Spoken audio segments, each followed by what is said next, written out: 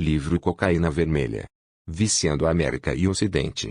Uma exposição de operações das inteligências russas e chinesas, a longo prazo, destinadas a alcançar a desmoralização e o controle final do Ocidente, através da droga, como uma dimensão da Revolução Mundial Leninista contínua.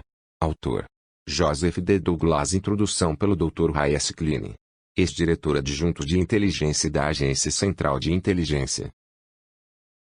Cocaína Vermelha. Introdução pelo Dr. Ray S. Klein. Este livro cairá como um raio para a maioria das pessoas. Por muitos anos, a sabedoria convencional tem sido considerada de que o problema das drogas são estritamente nosso.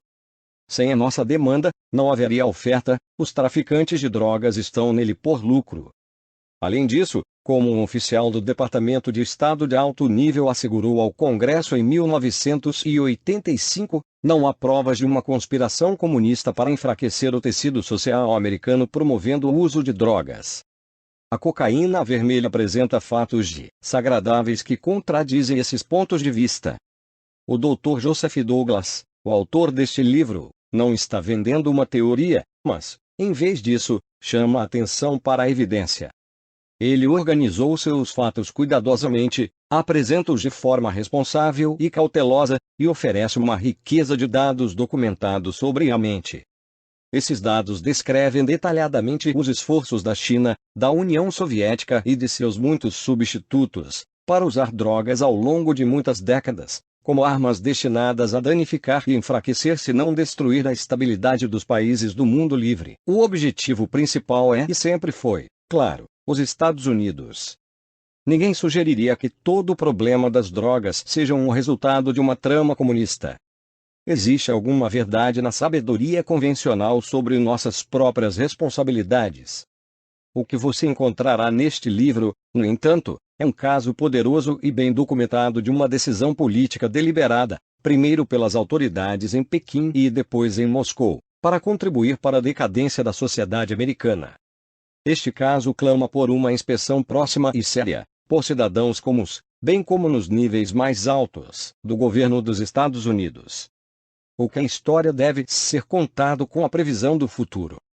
Os americanos merecem um exame completo e franco de quão profunda Moscou e Pequim estiveram envolvidos na criação e no planejamento da crise mundial da droga.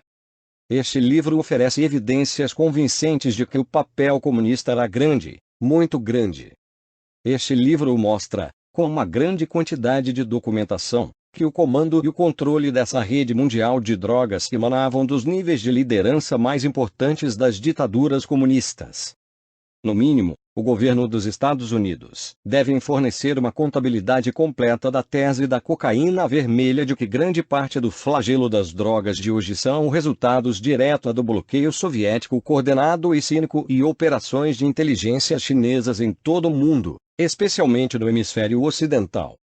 Se formos sérios em ganhar essa guerra contra as drogas, também devemos saber em que medida é verdade, como argumenta este livro, que os altos funcionários de Washington tenham tido acesso a essa evidência por muitos anos, mas preferiram silenciá-la por preocupação com o que a divulgação pública faria às relações Estados Unidos e soviéticas.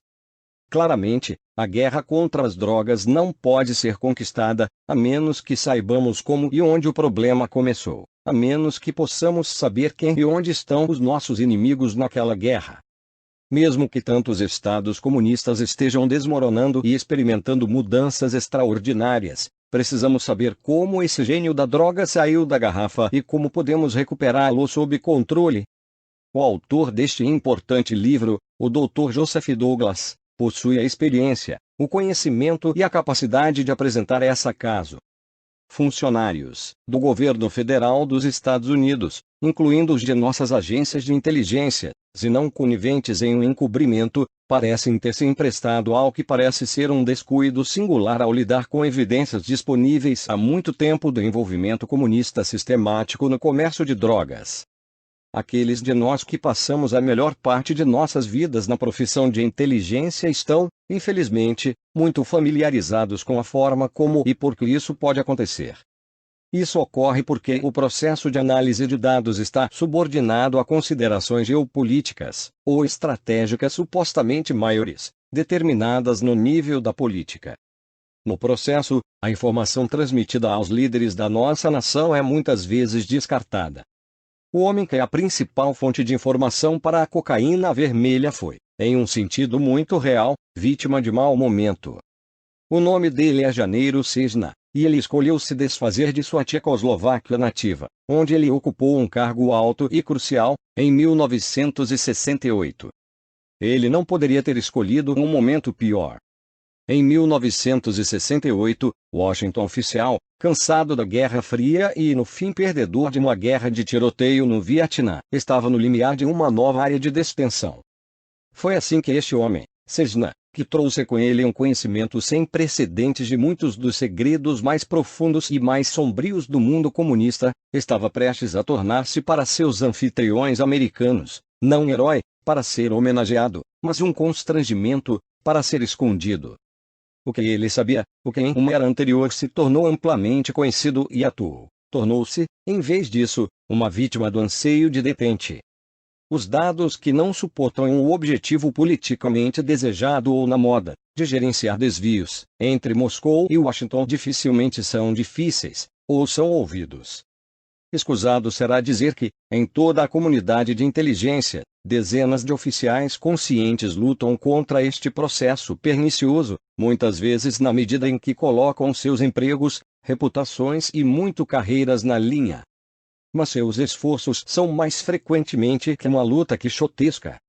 As grandes estratégias simplistas prevalecerão frequentemente onde os fatos não podem. Especialistas cuja experiência é anterior ao presidente Nixon e ao presidente Carter que tocam o cartão da China àquela iniciativa impressionante para julgar o regime de Pequim já em quarentena já conheciam muito o narcotráfico chinês. Mais tarde, aprendemos, também, os laços soviéticos com guerrilhas internacionais e operações terroristas, e o comércio de armas para drogas e vice-versa. Muitos de nós suspeitavam que havia uma conexão de algum tipo entre o aumento do tráfico de drogas e a União Soviética, especialmente tendo em conta os vários pedaços de inteligência sobre as atividades de tráfico de drogas de seus muitos estados clientes de substituição. Nota do editor: o general Cesna morreu em circunstâncias inexplicáveis em agosto de 1997. Embora ele estivesse sob medicação supervisionada pela CIA por alguns anos, a maneira e o horário de sua morte não muito depois de ter participado de audiências no Congresso com o Dr. Douglas no Mia Missing in Action e sobre o uso de drogas em veteranos prisioneiros ocidentais desaparecidos exige elucidação, o que não foi divulgado. Nossa consciência e suspeitas tornaram-se chocantes quando observamos o tráfico de drogas e o terrorismo internacional se tornarem notícias da primeira página, enquanto a de extensão ainda parecia importar mais do que fatos desagradáveis sobre drogas. Foi nesse pântano político que Janeiro Cesna saltou.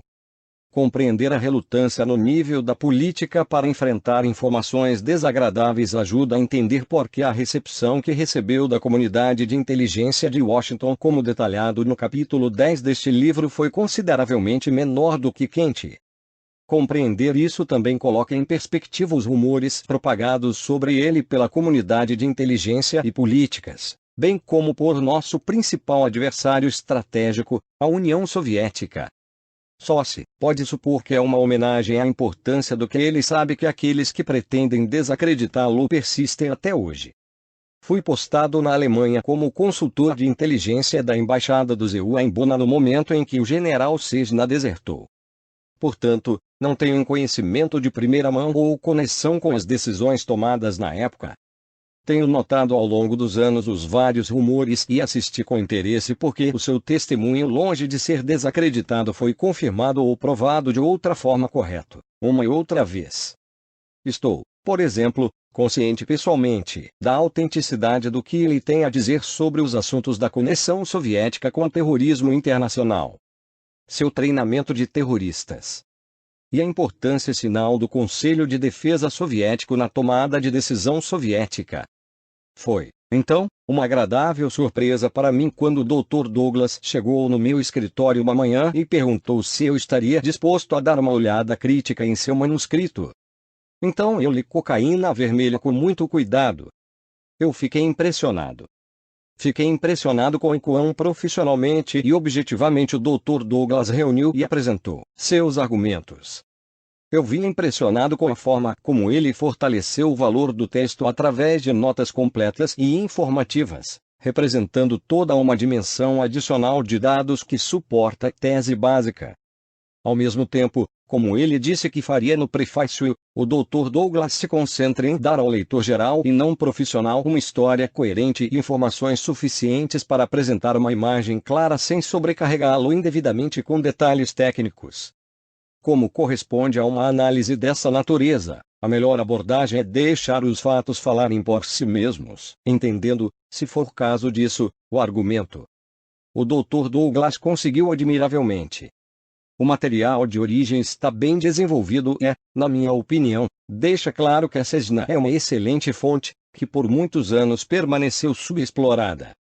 Como um profissional de inteligência de longa data, lamento que muito do funcionamento interno ou não funcionamentos da comunidade de inteligência precisasse ser examinado em público.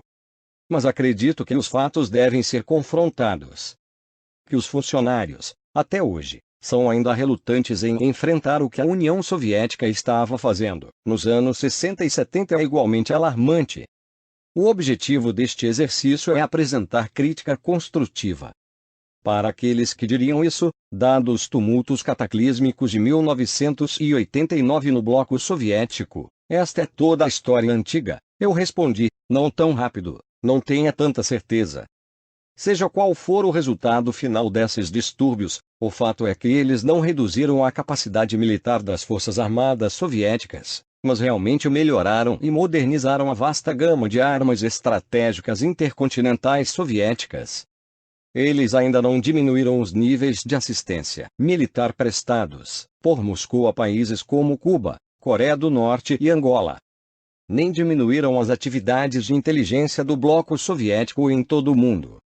Além disso, por mais gentil que possamos estar inclinados a sentir hoje sobre o novo Estado soviético, o fato é que não podemos começar a criar um ataque verdadeiramente eficaz contra as drogas, muito menos ganhar a guerra, sem entender tudo sobre o que se sabe sobre as origens e o crescimento do vasto império de narcóticos. Só nesse sentido, o que Janeiro Cesna tem para nos dizer nas páginas deste livro revela-se de vital importância para todos nós. O problema da droga tornou-se uma desgraça nacional e uma ameaça significativa para a nossa segurança nacional, bem como para o bem-estar da nossa sociedade livre. É também uma ameaça para a segurança de nossos amigos e aliados, para a saúde e o bem-estar das nações que lutam para se tornarem livres e autossuficientes na família das nações modernas. É hora de abrir os olhos para todas as facetas do problema do narcotráfico. A cocaína vermelha coloca os fatos em registro. Ignoramos a mensagem que revela em nosso próprio perigo. Dr. Ryan Ciclini, presidente, Conselho de Estratégia Global dos Estados Unidos e ex-diretor adjunto de inteligência, Agência Central de Inteligência.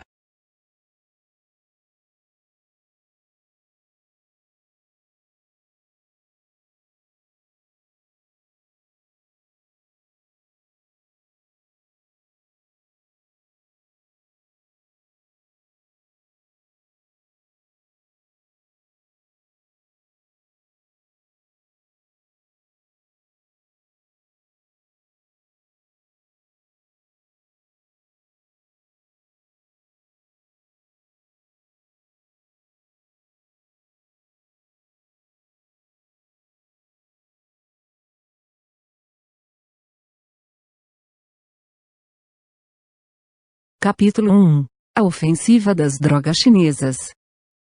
Em 1928, Mao Tse-tung, o líder comunista chinês, instruiu um dos seus subordinados confiáveis, Tan Shenlin, a começar a cultivar o ópio em grande escala. Mao tinha dois objetivos: obter trocas por suprimentos necessários e drogar a região branca 2, onde branco era um termo ideológico e não racista que Mao costumava se referir à sua oposição não comunista. A estratégia de Mao era simples: usar drogas para suavizar uma área-alvo. Então, depois que uma região capturada tinha sido protegida, proibia o uso de todos os narcóticos e impunha controles rigorosos para garantir que as papoulas permanecessem exclusivamente um instrumento do Estado para uso contra seus inimigos. Mais tarde, Mao falaria em usar o ópio contra os imperialistas como apenas uma fase moderna nas guerras do ópio que começaram no século XIX. O ópio era uma arma poderosa que havia sido usada pelos imperialistas contra os chineses e deveria ser usada contra eles em uma segunda guerra do ópio. Mao explicou a Yang Shen em uma palestra sobre o plano de plantio do ópio, guerra química por métodos indígenas. No entanto, o fato de que o ópio já havia sido usado contra os chineses era apenas uma desculpa conveniente, não a verdadeira razão. Mao começou a usar o ópio como uma arma política contra o seu próprio povo, os chineses, durante sua tentativa de estabelecer o comunismo em toda a China. Seu uso de ópio expandiu-se simplesmente porque provou ser uma arma muito eficaz. Assim que Mao tivesse garantido totalmente a China continental em 1949, a produção de ópio foi nacionalizada e o tráfico de narcóticos, direcionados a estados não comunistas, tornou-se uma atividade formal do novo Estado comunista, a República Popular da China. A operação chinesa de tráfico se expandiu rapidamente. Alvos oficiais foram o Japão, as forças militares dos Estados Unidos no Extremo Oriente, os países vizinhos em todo o Extremo Oriente e o continente dos Estados Unidos. As principais organizações envolvidas no início da década de 1950 eram o Ministério das Relações Exteriores da China, o Ministério de Comércio e o Serviço de Inteligência. A Coreia do Norte também estava traficando narcóticos em cooperação com a China neste momento e estava diretamente relacionada com o fluxo de drogas no Japão e nas bases militares dos Estados Unidos no Extremo Oriente. O problema doméstico dos narcóticos no Japão tornou-se grave até 1996. A Divisão de Investigação Criminal das Forças Armadas Americanas no Japão, juntamente com as autoridades japonesas, começou a construir uma rede em todo o Japão para determinar como as drogas estavam entrando no país. Em 1951, os japoneses identificaram oficialmente os narcóticos que entram ilegalmente no seu país e as fontes do tráfico que eram os comunistas chinês e norte-coreano. Este tráfico não se limitou ao ópio e à heroína, mas incluiu haxixe, maconha, cocaína e estimulantes sintéticos perigosos, como drogas para iropon e grupos de aminobuteno. Esses sintéticos particulares foram especialmente perigosos e avaliaram ter sido responsáveis por sérios problemas de saúde que apareceram pela primeira vez no Japão no início da década de 1950. A experiência dos Estados Unidos foi semelhante à do Japão. Um novo tráfico foi identificado pela primeira vez no final da década de 1940.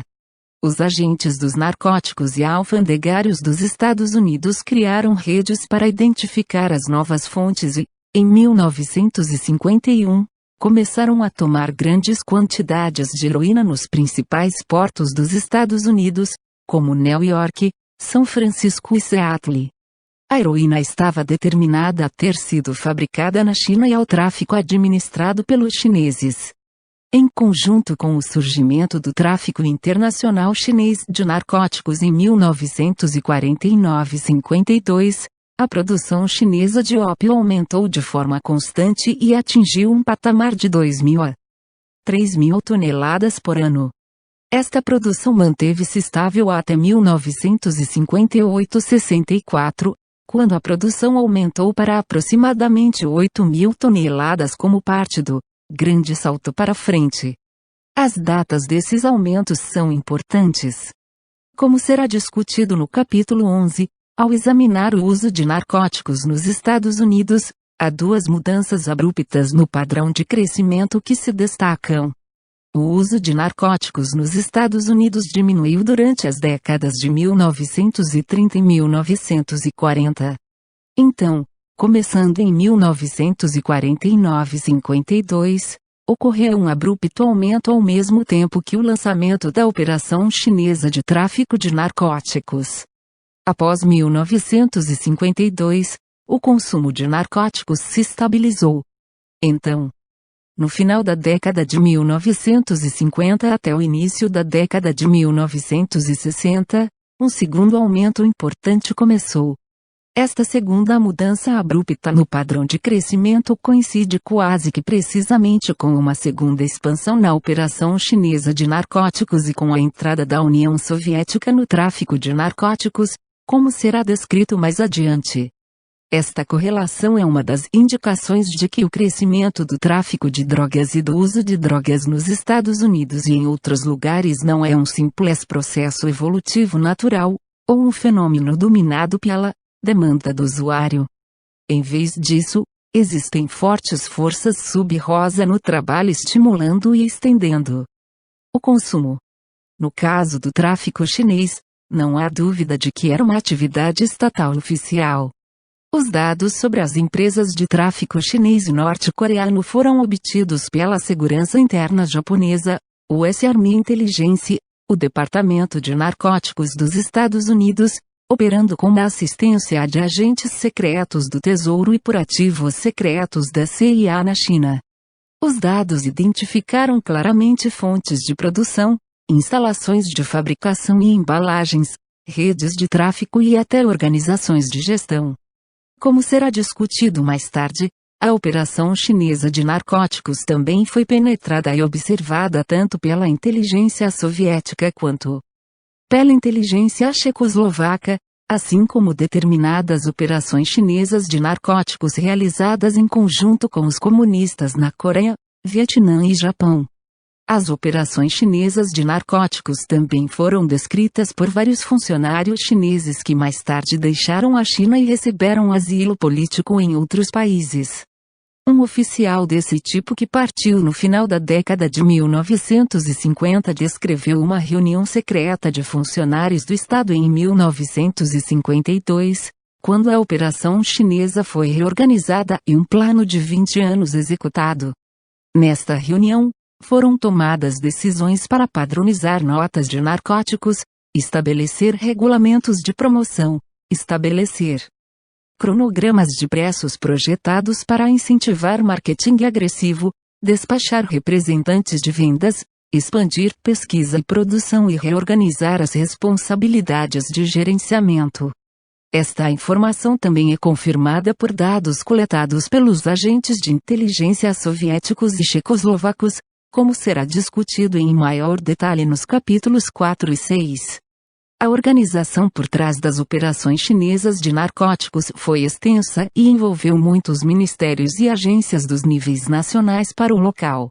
Essas organizações supervisionaram a recuperação de terras para a produção, Ministério das Florestas e Recuperação, cultivo e pesquisa para produzir melhores variedades de papoulas, Ministério da Agricultura, Desenvolvimento de Opíaceos, Comitê para a Revisão da Austeridade, Gestão de Armazenamento e Preparação para Exportação, Ministério do Comércio, Gestão de Organizações de Comércio Externo, Ministério do Comércio Exterior, Controle Estatístico e Programação, Conselho de Produção do Governo Central, Finanças, Ministério das de Finanças, Marketing e através de representantes especiais e intriga política, Ministério dos Negócios Estrangeiros, e Operações de Segurança e Secretas, Ministério da Segurança Pública. O comércio de tráfico incluiu o contrabando clássico, transporte por companhias de transporte, tanto conscientes como inconscientemente, uso de comunistas e chineses étnicos no exterior, colaboração com sindicatos internacionais do crime organizado, o uso de postos estrangeiros de entidades mãe do continente, abuso de privilégio diplomático, uso de mercadoria de marca normal como cobertura, transporte por correio, e falsificação ou embalagem com marcas comerciais enganosas. Como se virá mais adiante, a estratégia e as táticas de drogas soviéticas empregam técnicas, organização e gestão bastante semelhantes, alvos e motivações embora no estilo leninista soviético e em uma escala muito ampliada. Ao longo dos anos 1950 e 1960, provavelmente o oficial mais importante que exerceu o controle diário sobre as operações de narcóticos da China foi Zhou Enlai. Como o principal ideólogo soviético, Mikhail Asuslov explicou durante um grande discurso sobre a China em uma reunião do Comitê Central Soviético em fevereiro de 1964, a estratégia de Zhou Enlai era desarmar os capitalistas com as coisas que gostariam de provar o que significa drogas. O professor J. H. Turbu foi chefe do Departamento de Química Aplicada no Royal Military College of Science, Shrevenion, Reino Unido, e um especialista em tráfico de narcóticos e suas implicações estratégicas. Em 1972, seguindo a publicidade focada no uso maciço de narcóticos contra soldados do ZEUA no Sudeste Asiático, ver capítulo 6, Turbu preparou um resumo sucinto da estratégia chinesa de tráfico de narcóticos. O tráfico chinês, ele escreveu, foi direcionado amplamente para os principais setores industriais do mundo livre. Em termos puramente comerciais, estes oferecem metas óbvias, uma vez que proporcionam tanto mercados grandes como afluentes. Esses setores industriais líderes foram particularmente vulneráveis devido à natureza aberta da sociedade subjacente. A produção e distribuição de drogas, enfatizou Turbu, foi uma valiosa fonte de renda nacional e uma poderosa arma de subversão. Ele então identificou 3 objetivos básicos das atividades subversivas chinesas empregando drogas: financiar atividades subversivas no exterior, para corromper e enfraquecer as pessoas do mundo livre, e para destruir a moral dos militares do ZEUA lutando no Sudeste Asiático. A conclusão de Turbu foi quase idêntica à alcançada 20 anos antes pelo comissário dos narcóticos dos Estados Unidos, Henry Anslinger. É igualmente relevante hoje. A divulgação secreta de narcóticos de ópio, para fins comerciais e subversivos, representa uma das ameaças mais graves para os serviços armados e as sociedades do mundo livre. A operação subversiva deve ser reconhecida como uma forma peculiar de guerra química clandestina, na qual a vítima se expõe voluntariamente a ataques químicos.